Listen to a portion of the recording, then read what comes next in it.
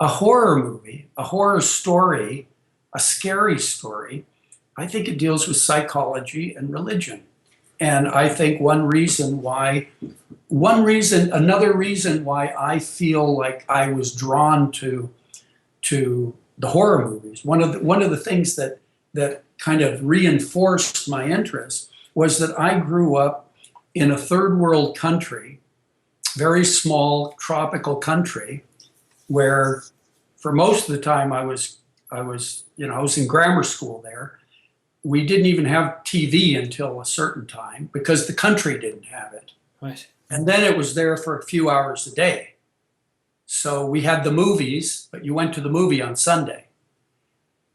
You had the stories on the street corner, the ghost stories, Yeah. and you had church. And I grew up as a Catholic, a Roman Catholic, and my father was a practicing Roman Catholic his whole life. He wasn't a proselytizer. My mother wasn't Catholic, and she was pretty much agnostic, and she just went along because that's what she'd signed off on when she got married. So they would send us to our catechism and all this. And I was I was really drawn to the whole, to the religious thing. I was really one of those guys that I really thought about it. And the thing about Catholicism, and especially when you're in a third world country where they actually carry crosses through the streets and candlelit marches, it's very heavy. And where the church is the most fantastic kind of place that you would see, it's not like a country full of skyscrapers, you know. And in the church, there's it's all about, certainly with Catholicism, it's very mystical. And it's all about the flesh transforming. Yeah. And pain and suffering being a redemptive element. And so you see statues of, saints with their skin ripped off. There's stories about how they suffered. I thought the best horror movie of the year that year was Mel Gibson's The Passion of Christ. I went, wow, this is a good horror movie. Yes. Everything. And in fact, most action movies started co-opting the gore about around the time of the 80s and 90s. Mm-hmm. Action movies used to not have any blood in them. Then they started really having gore, and they started competing with horror. You used to have to go to horror for gore. But you look at a horror movie and you look at an action movie, and you see that Passion of Jesus thing happening.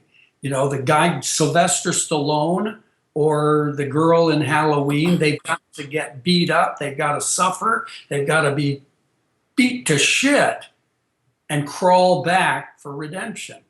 And that's the way an action movie works, and that's the way a horror movie works. There's always somebody that has to get through the night, and the more they're threatened, the more they're scared, the better, the more they're tortured, the more suffering they go through, they come out the other end. And I often have thought that certainly the kind of horror that we deal with, and I always say, well, horror as a genre really works best in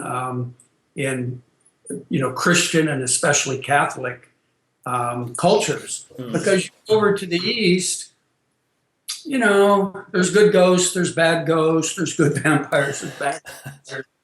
People turn into this and that, but you don't have that moralistic, that clear story, and it's basically the story of Jesus being beaten over the head in so many different ways. That's fascinating.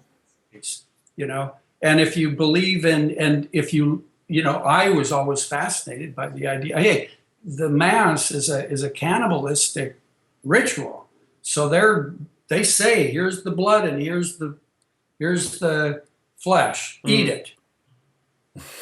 I don't know. I mean, do you need any more specifics about eating flesh and drinking blood and the transmutation of the flesh? The idea of the flesh, being more, somehow being part of the spirit. Boy, you go to a high mass, you've got a real movie there. It's just heavy shit. And I think so I think that there is, I think that, and you think about the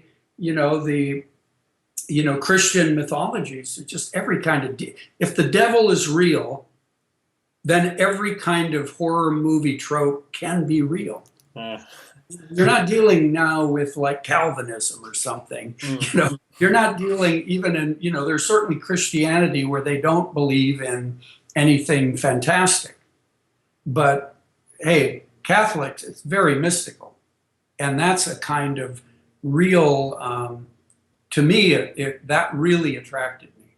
And horror certainly had the same elements and dealt with the problem of pain and suffering and blood and mysticism and death. All this stuff is certainly represented in horror. And I read someplace some theologian or something said horror movies were misguided spirituality.